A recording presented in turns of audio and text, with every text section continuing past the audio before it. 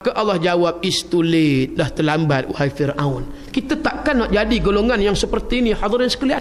Ya, sebab itulah kita naklah mencegah yang dikatakan sesuatu kemungkaran dan kejahatan, maka insya-Allah kita terselamat daripada musibah yang Allah nak turunkan. Baik, sambung lagi perenggan yang ketiga dalam hadis di atas.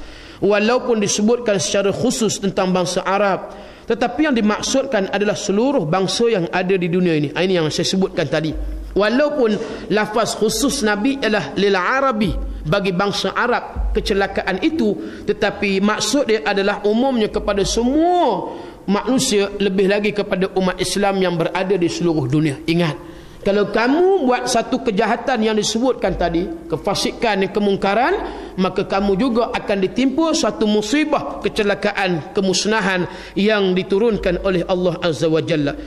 Maka Nabi kita, Nabi SAW sendiri daripada kalangan mereka, dan yang menerima Islam pada masa permulaan penyebarannya adalah kebanyakannya daripada kalangan bangsa Arab dan sedikit sekali daripada bangsa yang lain. Ya, mula Nabi menyebarkan Islam, maka yang masuk Islam ni ramai daripada orang Arab lah, dan yang menentang Nabi juga daripada orang Arab. Bangsa lain ni datang kemudian. Yang dikatakan Raja Najasyi daripada Ethiopia, South Africa, maka dia ini orang yang disebut bukan bangsa Arab, tapi datang kemudian bersama dengan Nabi SAW sebagai satu contoh. Baik, kemudian begitu pula halnya dalam masalah yang berkaitan dengan maju mundurnya umat Islam, adalah banyak bergantung kepada maju mundurnya bangsa Arab itu sendiri. Jadi nak tengok satu barometer, tanda aras, pengukur, ya. Kita tengok kalau sekiranya majunya negara Arab, maknanya Arab ni majoriti Islam, maka majulah Islam yang berada di seluruh dunia. Nabi datang daripada bangsa Arab permulaan Islam, begitu juga bahasa Arab ni bahasa syurga, bahasa Al-Quran. Kemudian bila sebutnya negara Arab yang berada di Timur Tengah, mereka ada kekayaan yang Allah bagi, yakni sumber minyak petrol asli, dan mereka juga ada mempunyai harta yang disebut gas asli yang banyak. Jadi kekayaan negara Arab ini satu. Cuma mereka yang disebut orang Arab ini tidak ada kecerdikan. Nabi SAW datang dengan satu package, bukan setakat Rasul, bukan setakat Nabi. Maka Muhammad itu juga mengajar tentang ilmu. Cuma orang Arab hari ini bila hidup dah kaya, duit banyak, tukang sapu, tukang cuci longkang pun gaji 4,000, mana mereka nak belajar? Dan kajian dibuat 70% mereka orang-orang Arab kebanyakannya buta huruf. Mereka tak boleh membaca, mereka tak boleh menulis. Ya, mereka mana ada pendidikan tinggi. Kita nampak berapa ramai daripada kalangan yang disebut Arab ni yang cerdik betul. Yang di Al-Azhar di Mesir tu, yang hantar anak tu orang-orang yang di pedalaman, orang-orang yang di bandar, membapak ni businessman ni tak hantar anak di Azhar. Kira Azhar ni lekeh lah, macam yalah low class lah. Bila hantar anak Al-Azhar ni kira low class. Tak ada lain, hantar anak Azhar kira nak jadi ulama, kemudian nak menyemak di atas muka bumi. Itu antara pandangan persepsi orang Arab Mesir. Kalau duk jadi ulama ni kira jadi menyemak aja, tak boleh.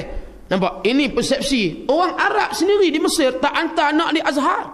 Yang hantar ni orang semekin, orang duit tak ada. Azhar masuk satu semester RM50 je. RM50 satu semester. Kita nak sebutnya berapa puluh ringgit, berapa ratus, berapa ribu satu semester. Sebab itu yang mana orang yang tak ada duit di Mesir, mereka hantar anak mereka di Azhar. Dan kita juga ya daripada Malaysia hantar. Sebab apa dia? Kerana ilmu agama, selain daripada universiti tertua di dunia, di situnya himpunan tokoh-tokoh ulama yang besar. Antara yang masih lagi yang kita dengar nama Syekh Ramadan Buti, kemudiannya siapa lagi? Dr. Wahbah Az-Zuhaili. Dr. Wahbah Az-Zuhaili ni, dia pada satu masa dia ambil 2 BA di Al-Azhar, sehingga sampai ke peringkat master dan PhD. Dia boleh ambil pada satu masa bukan 2 subjek, 2 BA. Kalau kita katakan 1 BA Bachelor Usuluddin, 1 Bachelor Syariah, 2 tu dia boleh ambil pada satu masa yang sama, dia boleh ambil. Bayangkan kita duk ngaji di universiti dulu, kalau boleh nak drop subjek, nak buang lagi subjek mana yang ada. Itu kita. Tapi inilah yang dikatakan tokoh, pemimpin yang disebut orang yang dikatakan mulia, ulama Dr. Wahbah Az-Zuhaili. Hebat dia, dan begitu dahsyat ilmu yang dimiliki, amalan dan sebagainya masih lagi ada. Itu pun orang tak nak. Yang saya katakan tadi, bila disebut Azhar, tak ramai yang betul-betul nakkan anak dia purely jadi seorang ulama. Sebab di Mesir pula cengkaman kencengkaman yang ada itu adalah daripada pemimpin yang sekular. Antaranya Hosni Mubarak. Hosni Mubarak ni pemimpin sekular. Jangan kita ingat Hosni Mubarak ni keturunan Nabi dah. Ni nak sebut Hosni Mubarak ni di antara yang betul-betul betul-betul merosakkan kedamaian dan kekuatan Islam di Palestin. Kalau sekiranya dia buka sempadan border di Rafah, maka 250,000 yang sudah berdaftar di Indonesia, pejuang-pejuang yang nak mati syahid di Palestin, kalau sedia membuka border sempadan di Rafah, maka masuklah pejuang-pejuang Islam termasuk daripada Malaysia. Tapi tutup dan tidak dibuka untuk pejuang masuk nak berjuang berjihad di bumi Palestin. Hanya dibenarkan, itu pun ikut kepala puak-puak ni. Aku nak buka sejam, tutup 8 jam. Aku nak buka setengah jam, aku tutup 20 jam. Ni perangai otak pemimpin yang disebut tadi, pemimpin sekular. Baik itu kita tidak heran bila mana nak election ni, pilihan raya di Mesir ni hampir dah tuan-tuan. Gerakan Ikhwanus Muslimin ni semakin kuat. Ikhwan ni semakin kuat ni. Sebab itu Hosni Mubarak takut. Dan ketika ini juga parlimen, kerusi-kerusi yang ada, yang banyak dimenangi juga oleh parti pembangkang yang disebut tadi parti Ikhwan Muslimin. Dengan sebab itu bila mana berlaku letupan bom pada 3 hari lepas di Syariah Husin, di situnya tempat himpunan memang ramai orang. Saya pergi tengok di situnya Bazar Khalil ataupun disebut Syariah Husin. Orang sebut Masjid Husin tu memang penuh sesak dengan orang.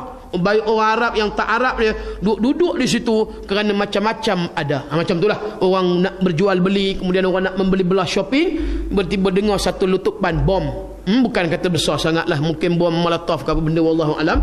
Tapi seorang remaja Perancis mati terbunuh, kemudian 20 lagi cedera. Tiba-tiba terus tuduh, kata ini kumpulan yang buat ini adalah kumpulan Al-Qaeda. Nampak? Depa punya mindset depa macam juga negara kita. Cuba berlaku peletupan di apa dia kilang arak di jalan di Batu Tiga Shah Alam tu.